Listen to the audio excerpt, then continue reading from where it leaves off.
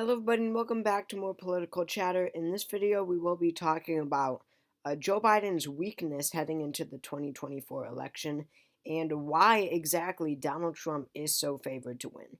So of course this article is from a while ago. This is from November of 2023. However, it is extremely important even today when looking at the state of the 2024 race. These New York Times polls and with partnership with Siena College really showed a bleak outlook for the Biden campaign. I mean, these results in 5 key swing states were really astonishing. When it was just the Trump versus Biden matchup without Kennedy or any other candidates in, he, let's see, he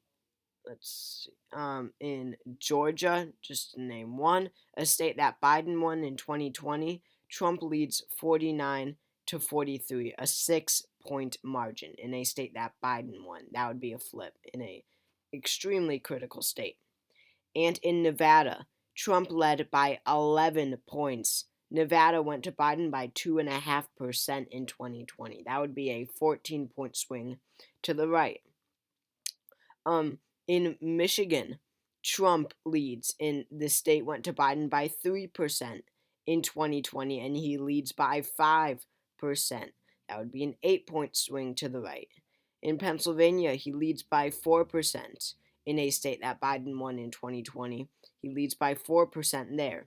And finally, in Wisconsin, it was the only of the 5 states which Biden did win in this poll. He won it by less than 1% in 2020, and this poll has him up by 2.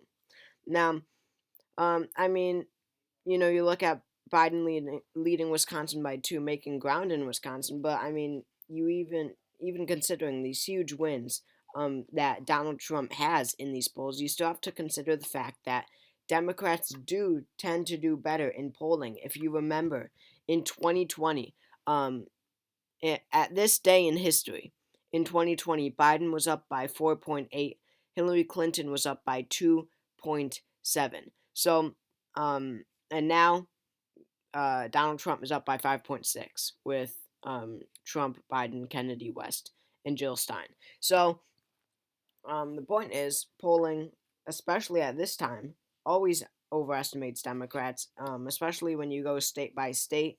And Biden losing by 10 in Nevada, 6 in Georgia, 5 in Michigan is not good because usually in these types of states, the Republican will tend to do better than where they're polling, and the Democrat will tend to do worse than where they're polling. And when Donald Trump is already leading by so much, doesn't really look good for Biden heading into 2024.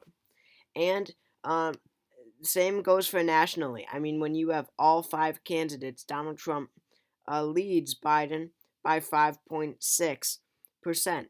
And then when you just go to the Trump versus Biden matchup, doesn't get much better. Trump leads by 3.9%, basically 4%, when in this day in history, Biden was up by 4.8 and Clinton was up by 2.7. So I feel like we need to talk about these day in history numbers so much because even though election results aren't necessarily consistent, the polling accuracy is how far off they are really is. I mean, Biden at this point was leading by 4.8 and Clinton was up by 2.7. I mean, just looking at 2016, that you know the Democrats were doing, let's see, 6.6 better than they are right now. The Democrats were up then by 2.7 on this day in history, and Trump is now up by 3.9, and Trump ended up winning that election. So it could, you know, it could get very bleak for Biden in 2024 when you look at historical numbers and the fact that Clinton was leading in polls. Biden was leading polls by 5, and now he's losing them by 4. So my point is, even though upsets happen, that much of a swing in polling, not even results, but polling, really makes it unlikely that Biden could possibly win in 2024. Um, so that's what I'm thinking on that. But I mean, national polls, whatever, it doesn't get much better. And then you have young voters who brought him to victory in 2020. They were a key factor in his coalition. They are now abandoning him over this war in Gaza. So many feel that he is not progressive enough. This is what the Biden campaign was afraid of in 2020, that younger progressives would be unhappy with this more moderate stance on issues, and that is just the case with this war in Gaza.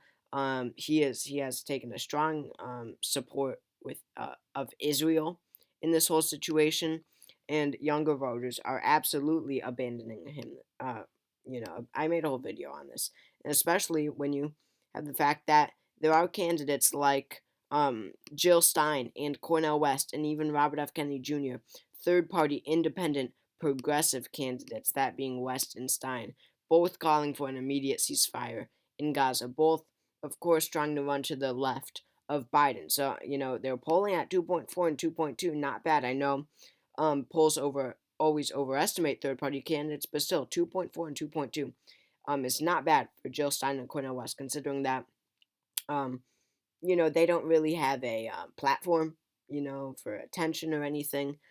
They're very unknown candidates. But Biden doesn't really have a strong campaign heading into the 2024 election because all he can do is run on this anti Trump ground, on this anti Trump stance. He can't really run on barely anything that he has done, and that is the issue. If he was a successful president, if he did get a lot of you know bills passed in Congress, if he was able to make accomplishments, with getting legislation passed in Congress, then he would have something to run on. And if Americans actually felt this quote unquote booming economy that they love to talk about so much, but that's not the case. Even though they can talk about how strong the economy is, they can talk about that all they want, but Americans are not feeling that because a good economy does not necessarily mean that Americans are financially prospering. There's still very much a struggling middle class that is really not getting by, and they are obviously a key voting bloc in American elections, and they are unhappy with Biden's handling of the economy. So his last ditch effort is kind of running this anti-Trump campaign. He's running on the fact that Trump is a danger to democracy. But he can only hope that this is relevant enough. That is the issue with the Biden campaign, the relevancy the relevance of what he is talking about. Do voters really care that Trump is a threat to democracy? Will that prevent them from voting for him? But most importantly, these 2020 Biden voters, will that message actually encourage them enough to go out and vote for Biden instead of just staying home? I mean, Americans hate this Biden versus Trump inevitable matchup. A lot will turn to Kennedy, a lot will turn to Jill Stein and Cornel West, but the vast majority won't. And that means that a lot of people who, more uninformed about politics, people who don't know about Cornel West and Jill Stein and Robert F. Kennedy Jr., they are just going to stay home. And that is what the struggle will be for for Joe Biden. He needs to get them out to vote. He needs to get them to care enough, and really running an anti campaign, just running on the fact that your main opponent is a threat to democracy, when the vast majority of these voters actually felt that they were better off under Trump's presidency, that they were prospering more financially under Trump's presidency. Are they really going to buy into this and be encouraged enough to actually go out and vote for Joe Biden come the general election? So again, he doesn't have much to run on, and that is his issue. He has to do a lot of convincing, and Joe Biden, being his old, uncharismatic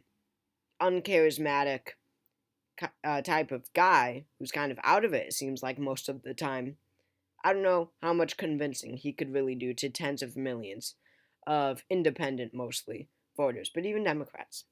With this economy, at least in the beginning half of his presidency, he can count on losing any Republican votes that he was able to win in 2020. So he has a long stressful week road ahead. So that was, I know, a short video, but just to give a little update on this election. Again, not looking good for Biden. So thank you all for watching this video. I really hope you all enjoyed. Subscribe to the channel if you enjoyed, and I'll see you all next time.